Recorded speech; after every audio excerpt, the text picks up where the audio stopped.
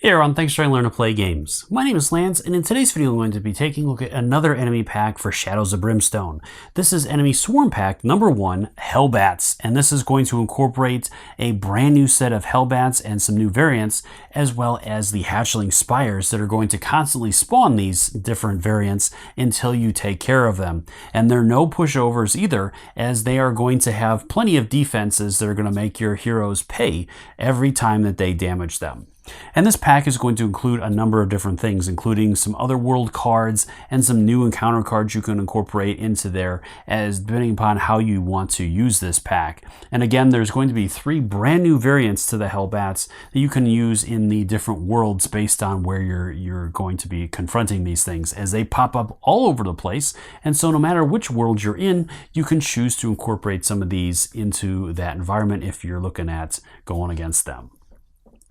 So in this video, I'm going to take a look at all the stuff that's included in this, and then I'll take a deep dive into each one of the enemy sheets. As there isn't a lot of additional rules with this one, there won't be a lot of other stuff with this video.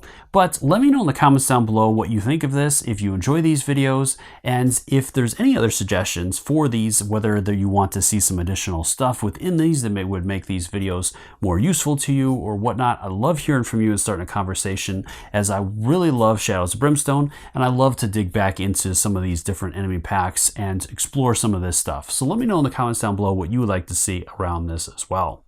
And as always, if you find these videos helpful, if you like what I do, please consider hitting that like button and subscribing to my channel. It's one of the easiest ways you can support channels like mine so we can continue to grow, be able to produce this content. If you want to stay updated on all my videos, also consider ringing that bell so you get notifications anytime I drop new stuff, as I have a lot of new Shadows of Brimstone videos that are coming your way. So stay tuned for those as well, and let me know in the comments below if there's anything else you want to see around this. So let's go ahead and head to the table, and we'll see what this one's all about. So first, let's start by taking a look at what is included in this pack. So first off, you're going to get a information card that is going to list a little bit of flavor text about this pack, as well as what is included in here and how some of these new enemies work. And on the back of it is going to be a brand new scenario for you, which is the HellBat infestation. So you can take this pack on a ride and see how you do. From there, you're going to get 4 new enemy data sheets, and these are going to give you all the information to include all these different enemies, including the hatchling spire and 3 new bats variants for the different worlds.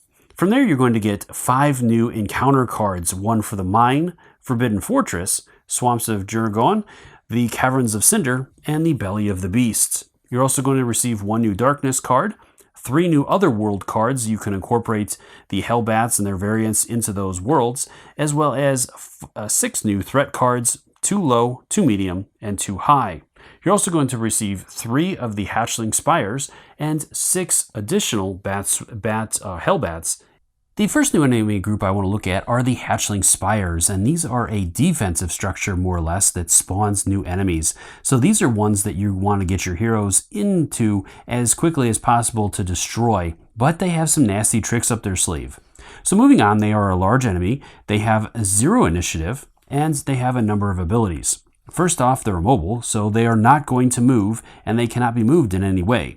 Next, they are going to spawn, and at the end of each turn, you're going to roll 2 dice and for each of the spires. And for each roll of a 4+, they're going to place 1 new HellBat, or whichever type of variant you're using, adjacent to it. If you cannot place a new HellBat for whatever reason, instead each hero is adjacent to the hatchling spire is going to take 1 hit that does 4 damage, so pretty nasty there. From there, then you have the acidic burst. So whenever this enemy takes 1 or more wounds from an attack, it showers nearby heroes with acid. Every hero within 2 spaces of it takes 3 hits that do 2 damage each. So very nasty. So you would think you want to hit this thing from range, but it also has the spongy sacks. This enemy is at +2 defense against any ranged attack that is made from half range or greater of the weapon being used. So even ranged attacks are going to be very difficult against this, as they are, if you're using them above their half mark, this enemy is going to be defense 5. From there, as you can see, its stats don't do anything. It has no to hit and no combat and damage. It does have 12 hit points and 3 defense, again, unless you're hitting it with range at a distance. It is going to be worth 10 points plus 5 each, and it has a number of elite abilities as well as it gets into different things, and is going to have all kinds of nasty little abilities, including giving it more health, giving it regeneration, dealing more damage during hits, and so on, and a number of other things. This set also contains 3 new bat variants, the lung bat, lava bat, and bog bats, depending upon which of the different worlds you're using them in. And most of these enemies are going to work pretty much the same way. They all have an initiative of 6, they're all medium size, and their abilities are pretty much the same, with all of them having flight and nightmarish. On top of that, each one also has a special ability. So starting over with the lung bat, they have the Hell Swarm. This one gains +1 to combat for each other enemy model adjacent to the target, so they are going to swarm you, and the more of them that are around you, the more nasty they will become. Moving on with the lava bats, they have the side swipe. Any hero that takes 1 or more wounds from a lava bat attack is moved to an adjacent lava space, hero's choice. And then finally with the bog bats, they have bog venom. A hero that takes 1 or more wounds from a bog bat combat hits also gains a poison marker. So some nasty little bonuses with this. Moving on, each one of the enemies has a movement of 12 and an escape of 3, and then their to hit rolls are all 3+ for melee. From there, they have the same combat at 3 and 1 damage per successful hit. Then they all have a defense of 2, and most of the 2 of them, both the lava bat or the lung bat and the bog bats, have a health of 1, where the lava bats are have a little bit more durability at health 4, and are going to be worth a little bit more experience points at 20 versus the other 2 at 15.